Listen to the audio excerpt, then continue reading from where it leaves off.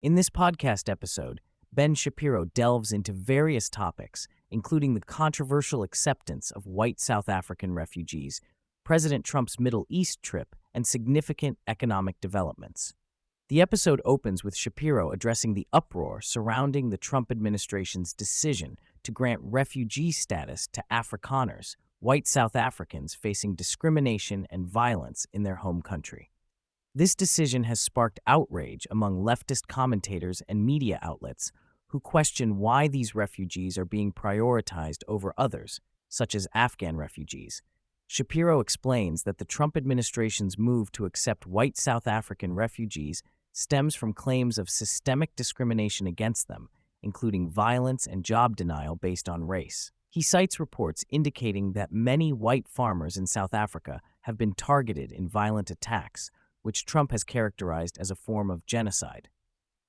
The New York Times has noted that this policy represents a significant shift in U.S. refugee policy, which has traditionally focused on individuals fleeing war and persecution.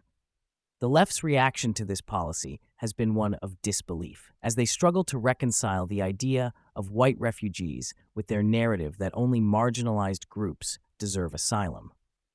Shapiro argues that the left's outrage is rooted in a broader ideological conflict regarding race and immigration, suggesting that the acceptance of white refugees challenges their preconceived notions about who qualifies for refugee status.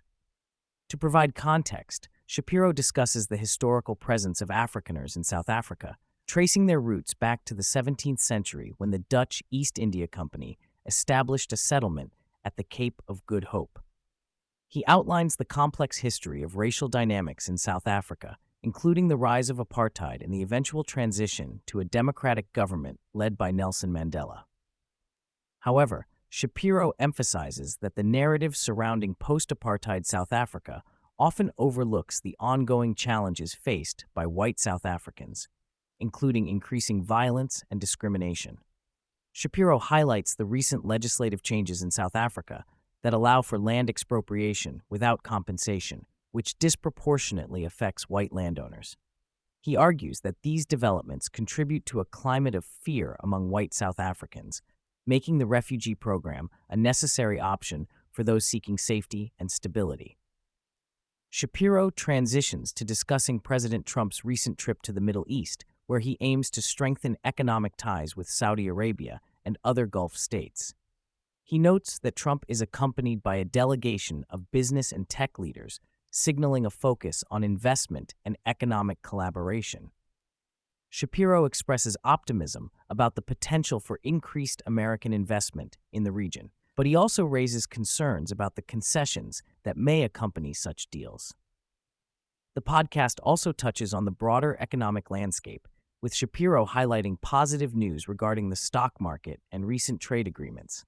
He discusses the implications of a new trade deal with China, emphasizing the need for careful navigation of economic policies to ensure long-term growth and stability.